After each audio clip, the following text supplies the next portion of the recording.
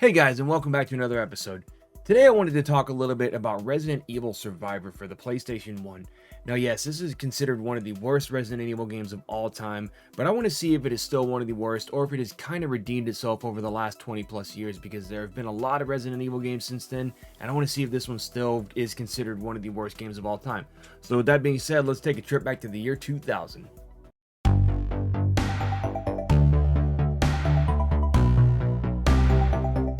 The game started development sometime in the late 90s after Resident Evil 2 had completed. I didn't really know of this game until after I got into the series in 1999 because I became hooked on Resident Evil and I wanted to play anything and everything that was releasing or planned or already out for this series.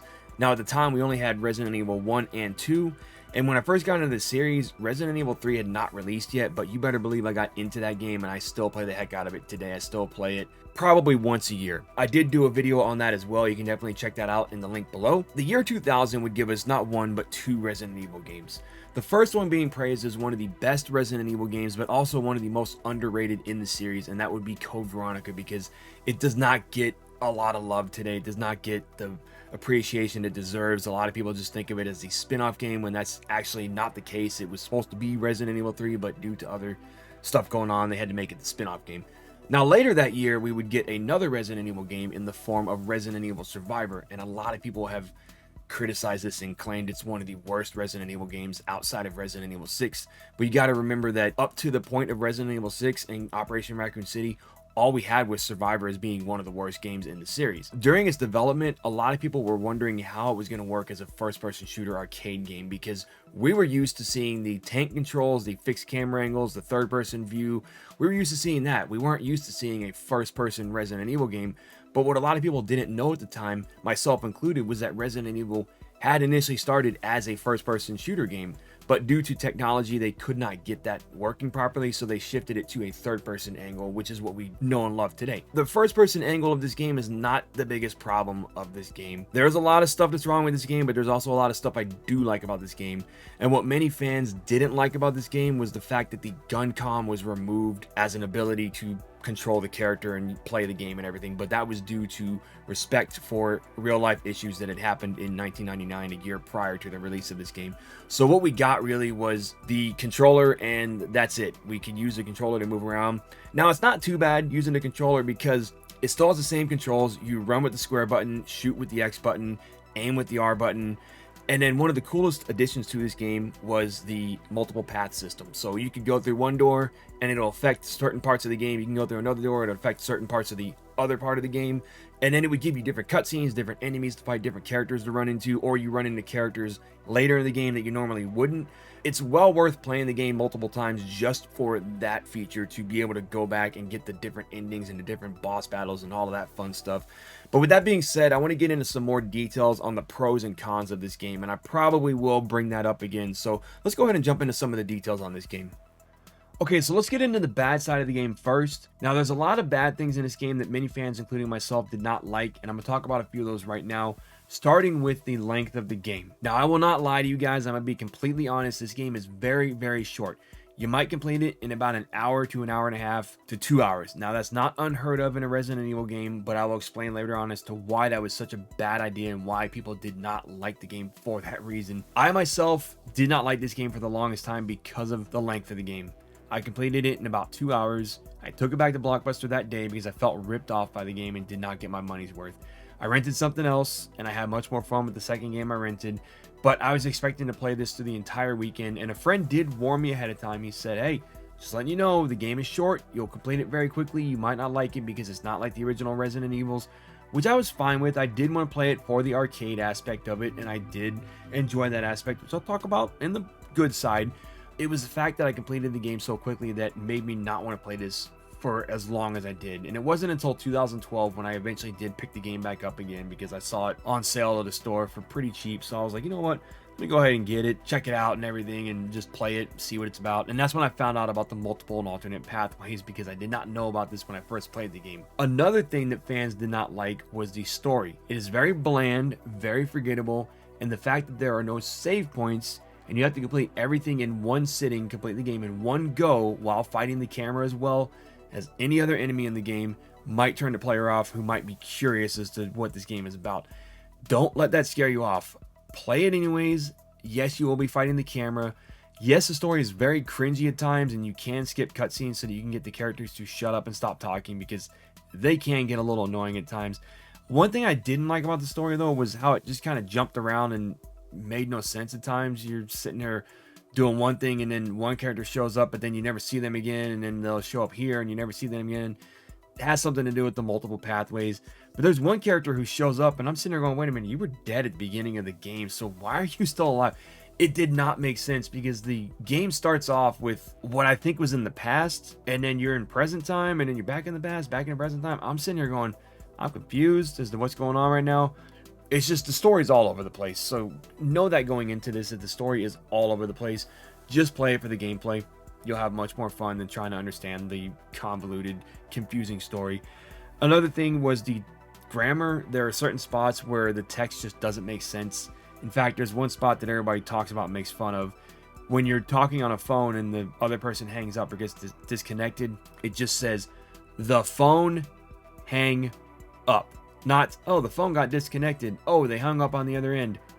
The phone hang up. I saw that and I'm like, okay, that makes absolutely zero sense, but whatever. I'm not going to question it.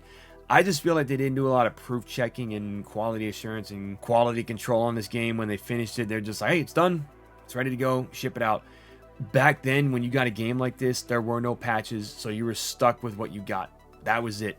You got stuck with the broken phone hang up game. Today, they would have fixed it. Now, circling back to what I was talking about earlier, there are continues. They are a good thing to have in this game. However, when you die and you use up all your continues, that is it. You do not get any more continues after that. You have to start the game over from scratch, and I think that might have happened to me when I first played it. I think I died about midway through the game or close to the end boss, and I had to start the whole game over. And the fact that I could not save in between areas was very annoying. I feel like they could have at least had a checkpoint system where once you got through a certain amount of doors or something, give you the option to save the game. But it was so short of a game that they probably didn't think that it was needed to have a save point. It would have helped, but again, I feel like they just didn't want to do it. Now, you want to be careful when you're going through the game also as well. This is a little bit of a positive, but you want to be careful because some of the bad things can be that you do get bombarded by enemies. So you want to be careful going through the areas, especially when you're fighting Mr. X, not once, not twice, but 4, 5, 6, 7, 8 times. He shows up almost every 2 minutes at one point, and then there's one spot where there's about 6 Mr. X's in a row, and you're just like, okay, I'm not fighting this guy. I'm just going to run through and dodge out of the way and try not to get hit. And it's very hard to see where you're going exactly because of the camera and everything. Normally, if it was a third-person Resident Evil, you can just see your character running and kind of maneuvering out of the way. But because this is a first-person camera angle, a little harder to see what's going on. Now, one good thing, and I should really mention this in the good side, but when you do defeat Mr. X, he does drop weapon drops for you, much like in Resident Evil 2 and 3 when you fight Mr. X in there, and Nemesis in Resident Evil 3. They drop ammo for you. The most I ever saw was the shotgun ammo, so keep that in mind when you're fighting him. Pick and choose who you want to fight in the game because a lot of enemies do pack a punch, and I'd recommend just running past them completely. Don't even fight them, especially if you see like 3 or 4 Lakers, just run past them. If you see all the Mr. X's, just run past them. Zombies you can fight no problem because they're slower, but the hunters and the lickers and Mr. X and the cleaner enemies, so much harder to fight when you're trying to get through the game. Just run past them because they're much faster than the zombies and they do pack a meaner punch than the zombies do. Moving on to the good, and I know you might be shocked, but there were some very good and some very enjoyable moments within this game. I enjoyed the first-person camera style that they put into it. I know a lot of people were not fans of that style. They wanted their old-school style Resident Evils with the third-person cameras, the fixed cameras, the tank controls, the haunted hallways. They wanted all of that. Now, some fans weren't too big on the tank controls at the time either, so they were fine with the camera switching to first-person and giving a breath of fresh air on this. Now, I get that Capcom was not trying to go big with this title. They wanted to keep it very budget, very simple. They didn't want to go too big with it, so they only included enemies from Resident Evil 2 and Resident Evil 1. But I also believe that's because they started development right after Resident Evil 2, so they didn't have anything for Resident Evil 3 going for it yet. It was just 1 and 2. Now, they did have some other enemies that were new to the series, and they were kind of like the Hunk character, but they were bioweapons and they sounded like apes when you killed them. It was really weird. People were confused as to what that was, and I'm still not sure what that enemy even is. The game does still, however, give you that sense of fear when you're going through certain areas. You'll see a hunter in the distance and you're thinking, okay, I gotta attack that hunter. But then you get a Jurassic Park moment where a hunter comes from the side and you're like, oh crap, I'm screwed. Do I fight the one in the distance first or the one right here first? Which one do I fight first? I need to know. So it's that sense of fear. And then once you get through it, you go into the next room and you see 4 Lickers and 2 Mr. X's and you're thinking, crap, I'm never going to get through this room. You don't have to fight every enemy that you see. You can run past them, but it does get very challenging because you'll run past them and you will likely still get attacked by an enemy trying to get from one side of the room to the other. I don't recall if you can go backwards, like if you can backtrack through certain rooms. I believe once you go through the different paths, and that's another thing I enjoyed, was the multiple paths you can choose. And I would always change this up every time I played the game, much like I did with Resident Evil 3. I would choose one path for one playthrough, and then another path, and then another path, and then the next playthrough I'd choose the opposite path, and then go from there. I did like that they gave you this option because it gave you the reason to go back and play the game again to get the different endings, the different bosses, the different enemies, all that fun stuff to get different things. Now I do know, and I believe once you go through a certain door, you cannot backtrack through that door. So if you want to go through the movie theater, you can't go back outside. You have to go through the movie theater path. If you want to go through the library path, you have to go through that pathway. You cannot go backwards. So that is one thing to keep in mind, that you cannot go backwards once you go through a certain pathway. There are some doors that you can backtrack and go back through that I remember, but you cannot go through once you're going on a designated pathway. So just remember that and keep that in mind. I will say that without this game though, we might not have gotten the entire Survivor series. You got games such as Dino Stalker, Dead Aim, Survivor 2, and then even the Chronicles games. We didn't get those games, or we wouldn't have gotten those games if we had not gotten Survivor. They took a chance on Survivor, and I guess it did well enough for them to say, hey, let's make some more games. And yes, the rest of them weren't that great. I heard Dead Aim is fantastic. I still need to play that game myself. Survivor 2 looked like fun. I never got to play it though because it was released in arcades and then it was released on PS2 in Japan only. So I never got to play the game. I mean, I saw it once in an arcade and the machine wasn't quite working properly, so I didn't get to play it. The cool thing about that is they added some enemies from Resident Evil 3, mainly Nemesis, and it didn't make sense because it is a Code Veronica based game, so why is Nemesis even here? So that did not make sense. But it was still a fun game to at least watch. You can check out some gameplay on YouTube. But it also led to the Chronicles games, Umbrella and Darkside Chronicles. Those are more of the fast-paced arcade shooters, much like House of the Dead. Those are very fun games. I enjoyed them, and I will cover those as well once I get to that point in the Resident Evil coverage. But I did enjoy those games for what they did, and if it hadn't been for Survivor, we wouldn't have gotten those games. But let's answer that one big question. Is this still the worst Resident Evil of all time? Now, if you were to ask me back in 2000 what I thought of this game, I probably would have told you the same thing that my friend told me, that it sucked and it was not fun. It was very boring, very bland, because the story, yes, is very, very much non-existent. Some of the characters are just bad, and the dialogue is worse than Resident Evil 1. I mean, Resident Evil 1's dialogue is bad. This is just cringe. Like, I can't even listen to the dialogue in this game. Now, yes, it's there, but I do still enjoy the game. Like I said, I do enjoy the multiple path systems. I enjoy the gameplay style. I enjoyed the fact that the L1 button will lock you onto the nearest enemy or lock you onto the nearest door that you need to go through to exit or re-enter another area. But also, I like the fact that you can actually dodge past enemies and you don't have to fight them. It's just one of those things that people didn't give this game a chance for. A lot of people, they shunned it. They did not want anything to do with this game. As I mentioned before, they did not want the first-person camera angle. I didn't mind it. Now, is this still the worst Resident Evil game ever made? I'm going to go ahead and say no on that one, simply because there are other Resident Evil games that have released since then that have been criticized as being the worst ever. Resident Evil 6 being one of those games, Operation Raccoon City being another game, and then Umbrella Corps, which we don't talk about, but that is another game that is praised and criticized as one of the worst games ever made in the Resident Evil series.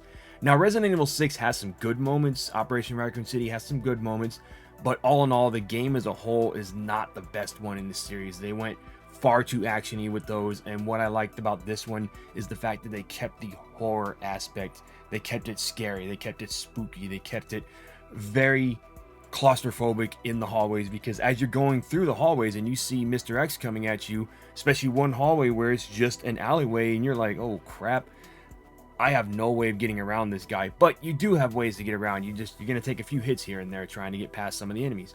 Now, I like the fact that you get multiple weapons to use in this game, and as you complete the game, those weapons carry over. And then, like I said before, if you complete the game within a certain amount of time, you do get to unlock the rocket launcher, which does help a lot in the game too. If you're going to go through the game on a speed run, definitely want to use that rocket launcher.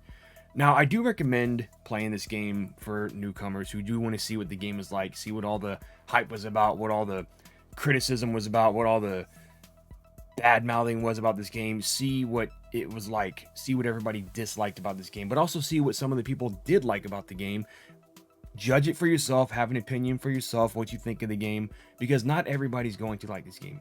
There are some Resident Evil fans, like I said before, who did enjoy the game, and there were some who did not enjoy the game. I was indifferent back then, and my opinion has changed since then, so I do actually like the game now a lot more than I did back then. And I'm still going to play it and go through multiple pathways and just see all the different areas, because some of the areas do have some pretty cool music too that I did not know about or hear the first time I played the game, such as the hospital. I really enjoyed the music that was in that area that you were playing as. And with that, guys, we have come to the end of the episode, but before we leave, I do want to know, what is your favorite spin-off or non-mainline Resident Evil title, such as Survivor, Dead Aim, and the Chronicles games, or Revelations 1 and 2? Which one is your favorite? Let me know down in the comments below. I would like to thank you again for watching, and I really hope you enjoyed this episode.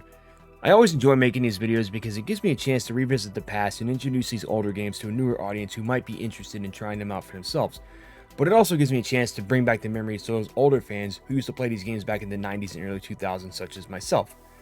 But as always, guys, be sure to hit that thumbs up and ring that bell to be notified of when videos go live. Share with your friends and family, and I'll see you next time.